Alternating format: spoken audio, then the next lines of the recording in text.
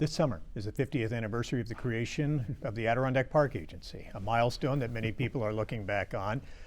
Was that a bold and revolutionary move by the New York State Legislature and Governor Nelson Rockefeller at the time to create this state agency to oversee zoning and development on such a massive scale? Yes, the creation of the Adirondack Park Agency 50 years ago was a bold and visionary move that saved the legacy of the Adirondacks for us and future generations. And the challenge now is to provide the agency with the leadership, the resources, and the tools to secure the future of the Adirondacks for all of us against the threats we're facing now that couldn't have been imagined 50 years ago.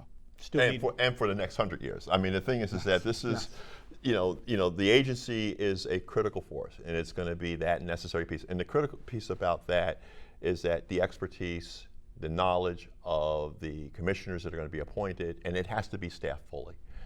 That's a critical. You can't let whole terms lapse and have significant vacancies because you're not going to have a robust discussion and a robust evaluation of any of the changes or the hundreds of changes that are going to be coming across, but also it's workload sharing. So it's one of those agencies that, given the urgency right now of the climate crisis and the urgency for wilderness protection, that should be first and foremost insofar as action that needs to be taken care of. We need a fully staffed and a fully functional APA. No chair right now, 2 openings, and a couple more commissioners' terms are ending, so several openings that need to be filled. Are you encouraged, optimistic that the governor will at least have a chair in place relatively soon? There is no chair. Concurrent with that, there is 1 vacant seat and 2 others serving on expired terms. We need a fully staffed agency, a fully appointed commission with all those seats filled with diversity and expertise. The calls to defund the APA need to be rejected, and I appreciate that the governor and the legislature understand how important the Adirondack Park Agency is. I believe they will come together and the governor will work with the Senate to fill out those seats. It may take some time. This is an experiment that worked. The park has benefited from APA oversight the past 50 years. Significantly so. Significantly. And the park is unique in that regard, and I would say compared to any other state that doesn't have it. You have wilderness areas in other states that have struggled because they don't have an entity like an APA. So, there are some bad experiments, but there's some great experiments, and this has allowed us at 50 years using, the best science. This is an agency that uses an evidence-based approach, and a lot of the wisdom and insight insofar as the stewardship of the park is very, very critical and essential.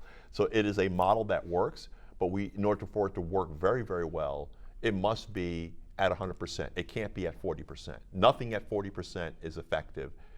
Things at 100% meets the spirit and letter and intentional aspect of the law and the regulations that created that agency. So that agency, it has to be fully staffed.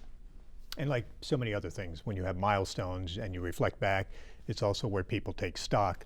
Any improvements that could be made to it other than having a full board? Well, diversity. I mean, it has to look like New York, okay? And one of the things that, and it's not just the APA, it's a reckoning our nation is recognized because most agencies or things are done, as I say, in the old model.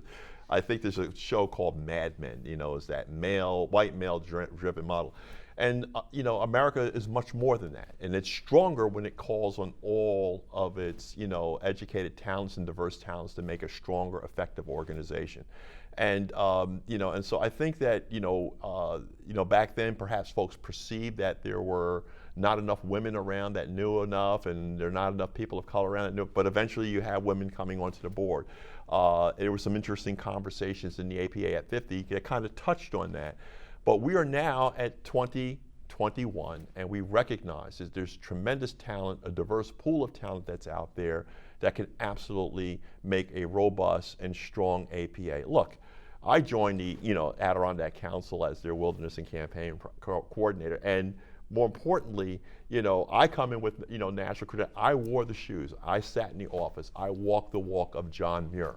And I happen to be a passionate wilderness activist and lover. And my race, again, the environment doesn't care whether you're black, white, blue, or green.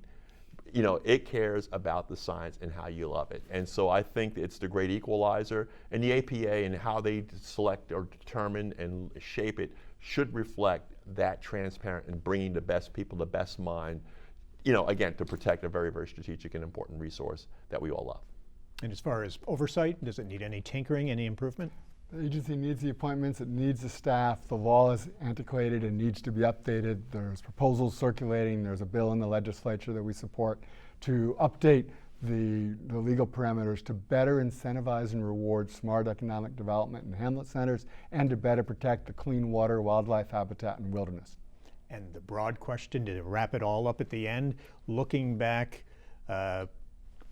revolutionary when it happened in 1971, and then the master plan and the land use plans passed in 73.